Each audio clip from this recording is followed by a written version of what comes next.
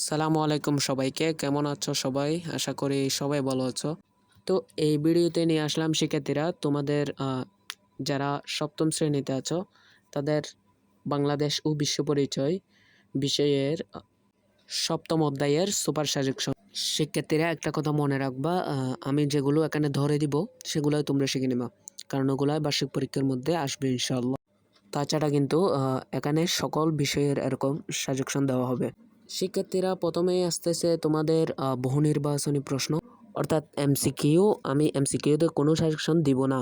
তোমরা অনুশীলনীর এমসিকিউ সব এবং পরীক্ষা প্রস্তুতিতে যেগুলো দেওয়া হয়েছে সব শিখে নিবা। তো এমসিকিউর পার্টটা তো শেষ, এখন আসছে আমাদের সৃজনশীল প্রশ্ন। তোমরা অনুশীলনীর 2 নম্বর সৃজনশীলটা শিখে নিবা। তো আমি তোমাদের সুবিধার্থে এখানে উত্তর সহ দিয়ে দিয়েছি। আমি একটু পড়ে শোনাচ্ছি তোমাদেরকে সৃজনশীলটা। অর্থাৎ ঘটনা ১, সফল ব্যবসায়ী হিসেবে চৌধুরী পরিবার ও হালদার পরিবার সিলেটের কুলাউড়া এলাকার অনেকের কাছেই পরিচিত। অর্থাৎ এটি তোমরা শিখে নিবা ভালো করে।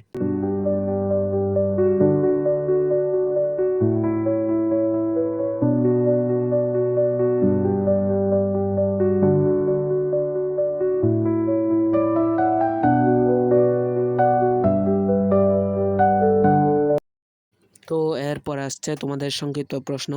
তো তোমরা 1 নাম্বার এর সংক্ষিপ্ত প্রশ্নটা শিখে নিবা। আমি একটু পড়ে শোনাচ্ছি। জনসংখ্যার পরিবর্তনশীলতা বলতে কী বোঝায়? আমি এখানে তোমাদের শেখার সুবিধার্থে উত্তর সহ দিয়ে দিয়েছি। তো এটা মোস্ট ইম্পর্ট্যান্ট একটা এসকিউ, এটা শিখে নিবা। এরপরে শিক্ষার্থীরা তোমাদের কষ্ট করে অনুশীলন থেকে আরও একটি সংক্ষিপ্ত প্রশ্ন শিখতে হবে, সেটা হচ্ছে প্রশ্ন নম্বর 2।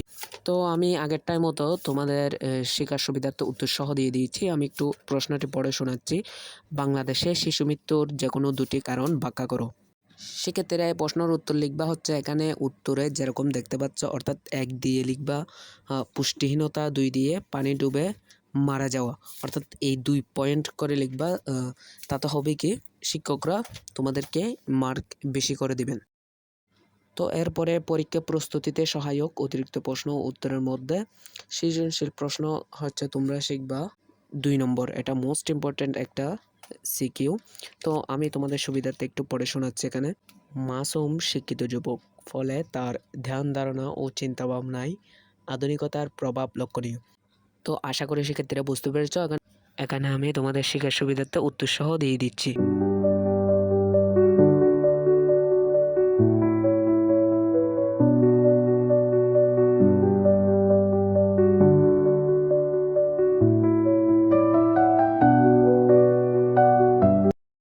তো শিক্ষার্থীরা কষ্ট করে তোমাদের আরেকটি সৃজনশীল প্রশ্ন শিখতে হবে, সেটা হচ্ছে 3 নম্বর। আমি একটু পড়ে শোনাচ্ছি তোমাদের সুবিধার্থে। দরিদ্র পীড়িত হরিপুর গ্রামে জনসংখ্যা জরিপে দেখা গেল গ্রামে মৃত্যুর হার অধিক। তো শিক্ষার্থীরা তোমরা এটা শিখার সুবিধার্থে আমি উত্তর সহ দিয়ে দিয়েছি এখানে, তোমরা উত্তর সহ দেখে নিবা।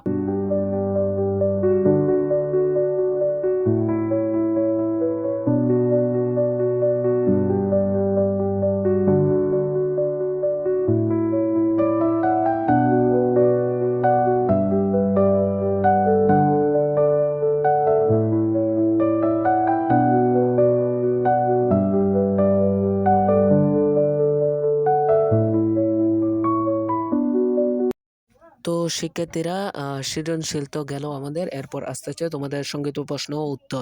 তো সংগীত প্রশ্নের মধ্যে তোমরা শিখবা 1 নম্বর, অর্থাৎ বাংলাদেশে বন ধ্বংস হচ্ছে কেন।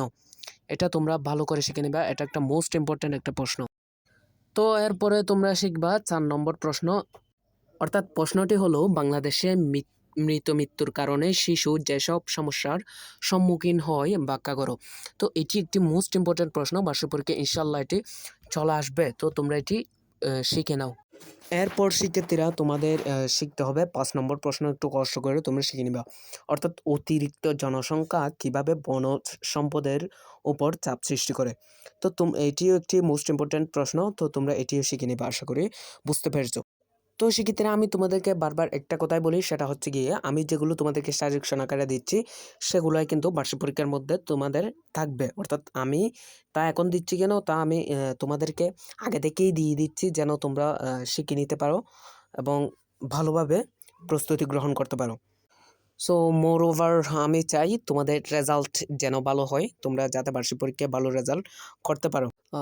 তাছাড়া এই চ্যানেলে কিন্তু তোমাদের বার্ষিক পরীক্ষার সব শ্রেণীর সকল বিষয়ের প্রশ্নপত্র তোমাদেরকে দেওয়া হবে, আলপাতা প্রকাশিত সকল প্রশ্ন দেওয়া হবে।